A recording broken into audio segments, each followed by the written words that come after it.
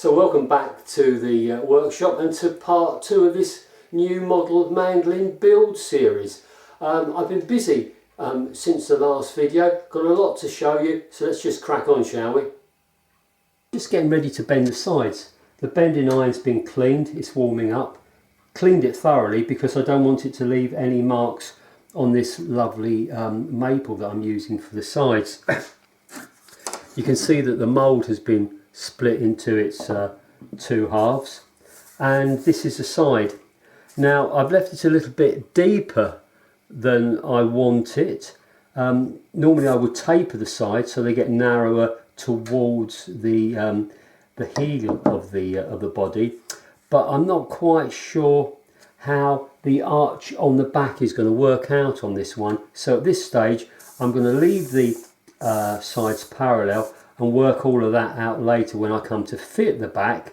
And really, this being a kind of a prototype, that will inform the next one that I make, and on the next one the sides will be tapered, if that makes sense. Yeah, I've left the sides long simply because to bend this tight bend here, which then kind of ends there, you need a bit of leverage. So if I cut that to length now, it would be really too tricky to hold. So I've left that. I'm going to bend it. Once I'm happy with the bend, then I'll cut it to fit the mould. Yeah, all that sounds confusing now I'm saying that, but I'm sure it will come clear as I start working. Right, let's see what we can do, shall we?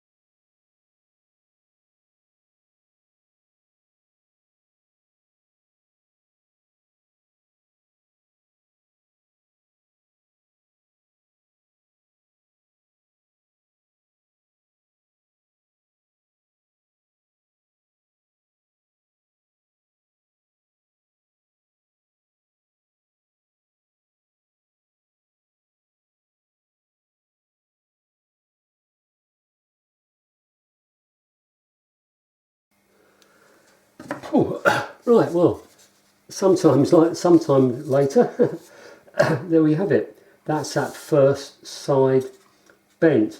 And what I think I'm going to do now is just clamp that in there overnight and probably do the next bit tomorrow. But yeah, really pleased with the way that's come out. So far, so good, eh? Okay, so it's the next day.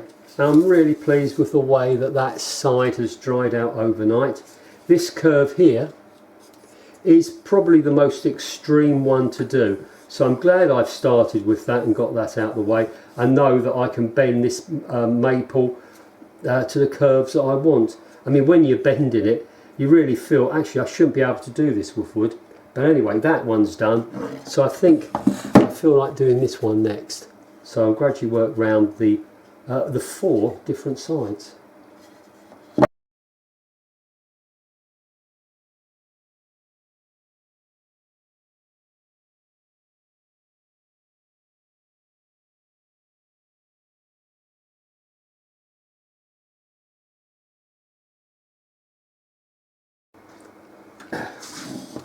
Right, so that's the second side bent and fitting.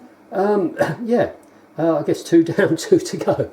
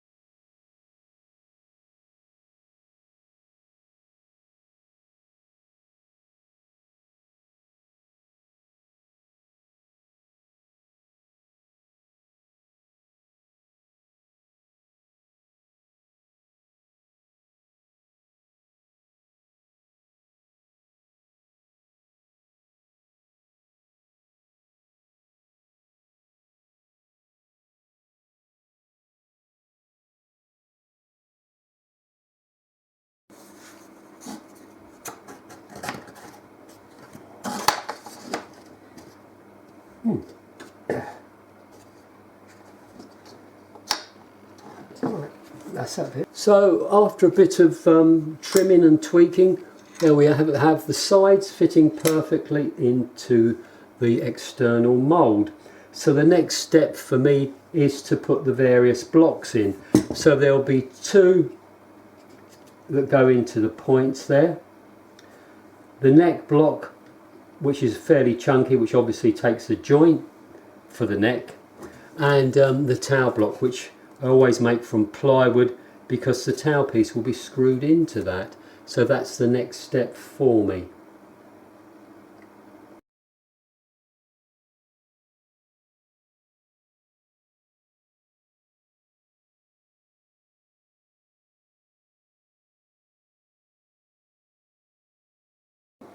So as you would have seen, the 4 blocks have been glued in, and I've got the solid linings around the top there, which I like to use, double thickness, to give rigidity to the whole of the rim.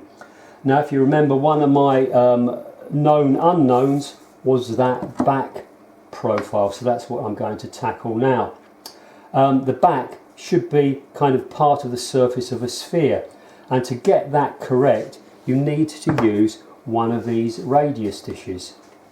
So a good 20 years ago or so, Amanda and I were lucky enough to get to California, and whilst we were there we met a number of luthiers, including the wonderful Jeff Traugo, really lovely guy. And at that point I'd never seen work so good. I mean, it's absolutely fantastic, the quality of his stuff, and I found it really inspirational. Anyway, he was using radius dishes, as I say, which I'd never ever seen before, to fit the backs to his instruments. So of course when I got back home I had to make one for myself, and it's an absolute game changer for getting this kind of profile correct. And of course these days, you know, you don't have to make them yourself. You can get them quite readily from Stu Mac, and there's guys on eBay who who make them on CNC machines, etc. So yeah, you don't have to go to the trouble of making them yourself, but they are well worth having. Now it's going to be a long process, a lot of trial and error, so I'm going to crack on with it and stop every now and then so you can see the progress that I'm making. So these 2 blocks are obviously a little bit too high, and the sides are proud up here, so I'm probably going to start off by just gently planing that area, and maybe using some abrasive paper on some kind of on a board, on a flat stick, just to get those down before I go on to the radius dish.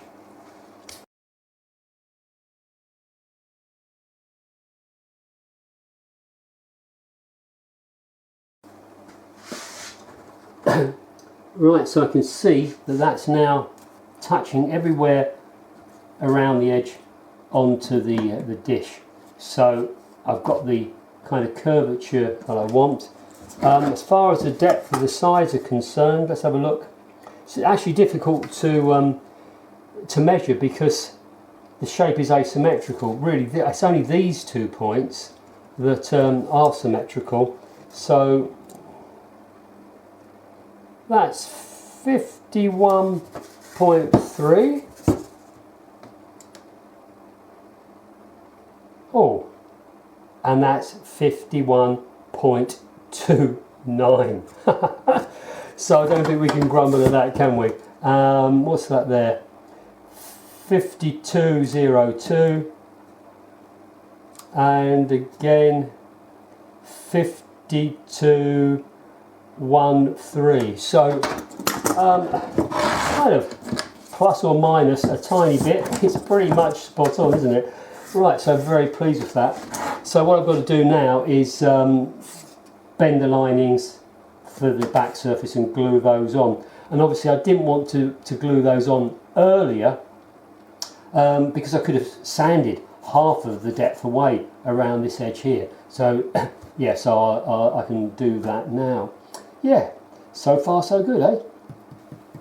You've seen that I've been working on the rim, and of course something like the rim you can't do in one go. You're gluing various components together, and that glue needs to set overnight. So obviously there are long gaps in between the various stages. So you need to be doing something else. And at the moment that something else has been preparing the neck blank.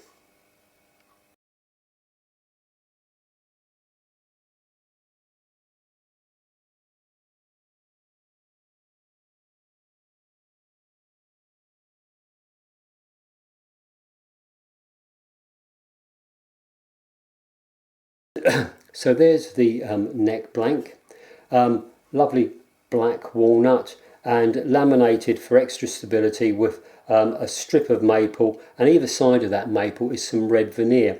And this theme, if you like, of walnut, red and white maple will continue right the way throughout the instrument. Now I always do a spliced head joint. I simply think it's a superior way of putting a neck together. If you bandsaw a neck blank out of a solid piece, you end up with short grain running through the head, and it's very susceptible to breakage. Back in the day, in I guess the late 70s, early 80s, I used to do a lot of repair work for I think it was called the Spanish Guitar Centre in the Fulham Road, and they sold lots of kind of cheap student guitars, and invariably they weren't looked after. They would fall over and the head snap at some point. And it's not an exaggeration to say that I would probably repair one of those every other week. So yeah, so that's my neck blank, and the next step for me is to put the carbon fibre inserts in, and that carbon fibre will ensure a super stable neck. So there's the carbon fibre, incredibly stiff. So I put 2 strips of that inside the neck, and I don't know if we can hear it, but it does have quite a nice kind of metallic ring to it.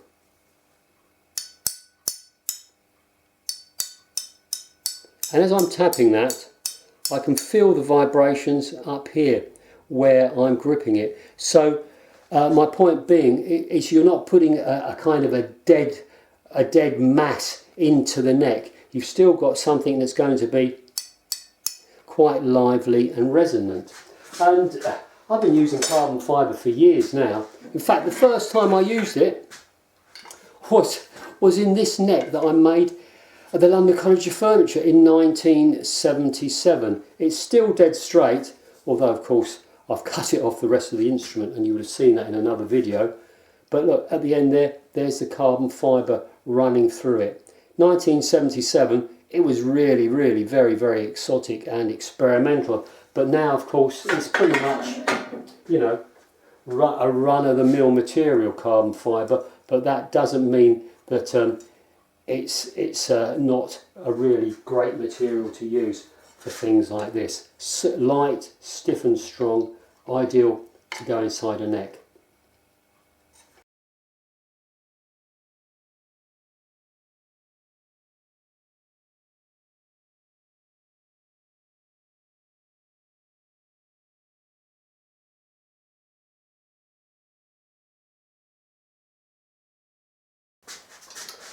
Well, there it is, the completed rim of the new Model Mandolin, and I must admit I'm very pleased with the way that it came out, because there was some quite extreme bending there to do, wasn't there? But yeah, that's all looking really good. Tidied up the points with these blocks of maple, and at the end here we've got this burr walnut end graft. The whole of the rim is incredibly rigid thanks to the double thickness of the solid linings, and hopefully that will translate into a good volume from the instrument and also sustain. So yeah, very pleased with that stage. And of course, you've seen me working on the neck blank, and I've just cleaned up this burr walnut head overlay that I've just kind of glued on there, and it's laminated with some layers of veneer, so along the edge there you should be able to see red and white lines, and of course that's in keeping with everything else. So yeah, we're making good progress, aren't we? Well, as always, many thanks for taking time to watch the video. Really very pleased with the first stages of this new Model Mandolin build. And there'll be some more videos coming up soon, and you can see how it all progresses. So until then, you keep yourself safe, and yeah, we'll see you soon. Cheers.